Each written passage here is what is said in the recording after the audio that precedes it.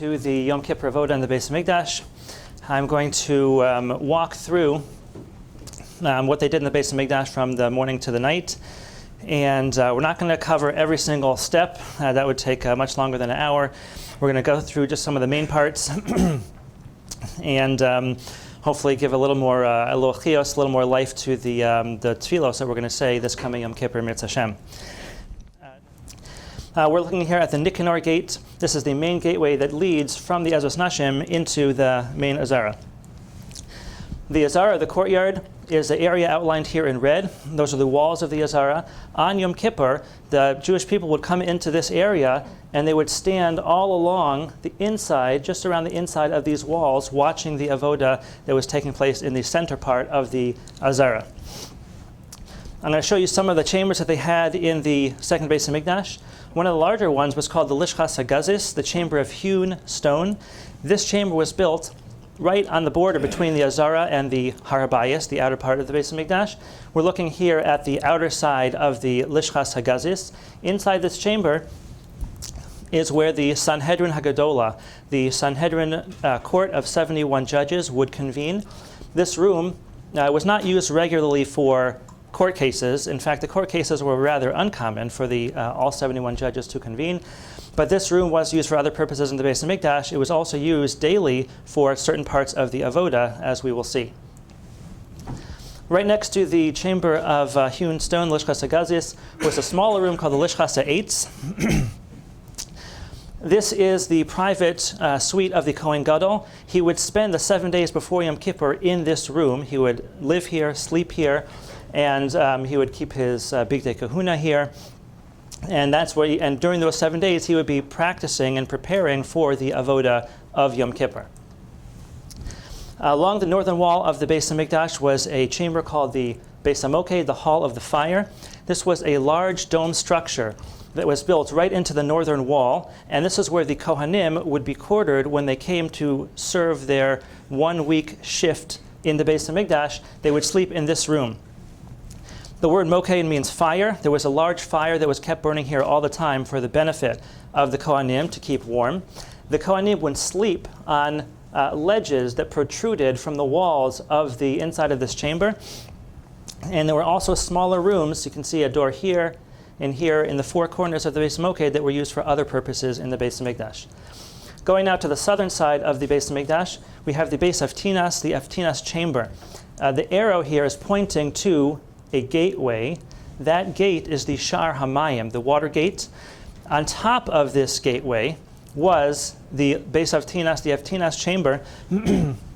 This is where the Avtinas family would prepare the ketores, the incense that was used in the Beis Hamikdash. On the night of Yom Kippur, the night before Yom Kippur, the Kohen Gadol would spend that night in this chamber. He would be up all night, stationed here before beginning the Avodah the next morning, early the next morning. In the center of the Azara was the Mizbeach HaChitzon, the outer altar. This was a large structure made out of smooth stones held together by cement and plastered over with Sid plaster. It had, on most days, 3 fires that were burning on this Mizbeach. The large fire on the eastern side was for the sacrifices. The korbanos would be burned on there. There was another fire near the southwest corner where they would burn wood that would be used for burning the ketores, the incense, inside the Beis Hamikdash. And there was another fire that was like the pilot light of the Mizbeach that was always kept burning there. It would be used to light the other fires if they ever had to go out for any reason. Now, this Mizbeach was much larger than people imagine. It's 10 amos high, that's 15 feet, and 32 amos long, about 48 feet long. You ever see one of these buses, these double-decker buses going down the turnpike? This bus is 15 feet high and 48 feet long. So if you parked 5 of these buses, one right next to the other, that would be the size of the outer Mizbeach. It was quite a large structure, about the size of a 1-story house.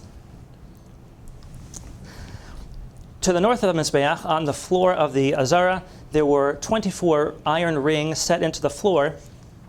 They look something like this. They were used to hold the korbanos before they were shechted. The ring could be opened up, the animal would be placed inside, and they would close the ring down on the neck of the animal to hold it steady while they shechted it.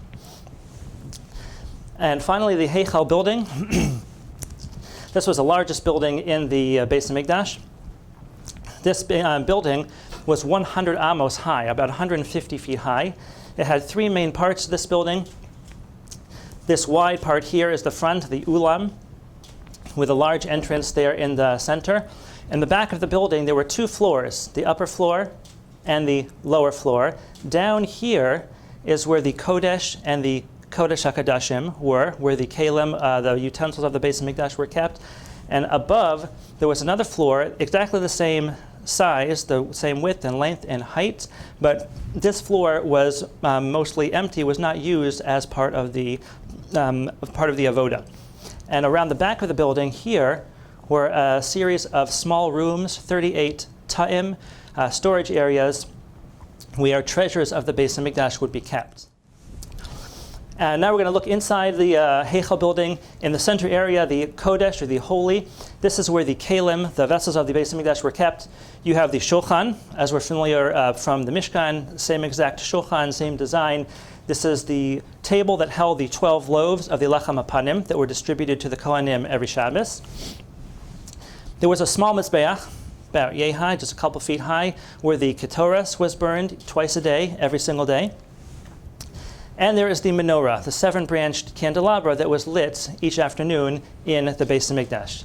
And then, just beyond those, here in the back of the building is the Kodesh HaKodashim, the Holy of Holies, which is going to be a main feature of the Yom Kippur Avodah, as we'll see.